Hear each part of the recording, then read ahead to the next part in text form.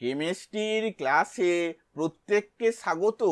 প্রশ্ন, তেজস্ক্রিয়তা থেকে 90 থোরিয়াম 234 থেকে প্রথমে দুটি আলফা কণা এবং এর পরে দুটি বিটা কণা নির্গত হলে নতুন উৎপন্ন অপত্য মৌলটি হলো, অপশানগুলি হলো: A 88 RA 226, B 86 RN 227, C 84 PO 228, D 92 U 232।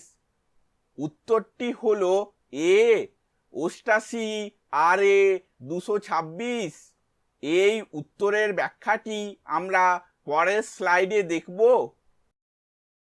আমরা জানি যে যখন একটি তেজস্ক্রিয় মৌল একটি আলফা কণা নির্গমন করে তখন নতুন উৎপন্ন মৌলটির পারমাণবিক সংখ্যা 2 একক হ্রাস পায় এবং ভর সংখ্যা 4 একক হ্রাস পায়।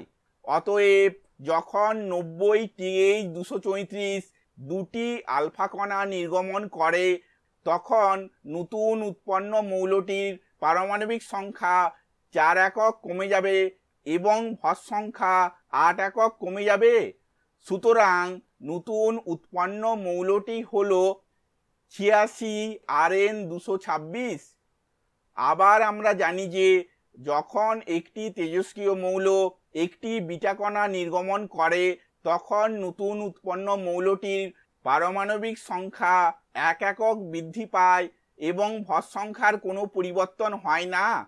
অতএব যখন 86 RN 226 দুটি বিটা কণা নির্গমন করে তখন নতুন উৎপন্ন মৌলটির পারমাণবিক সংখ্যা 2 একক বৃদ্ধি পায় এবং ভর সংখ্যার কোনো পরিবর্তন হয় না।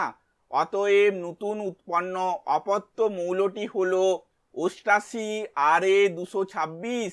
ভিডিওটি দেখার জন্য ধন্যবাদ।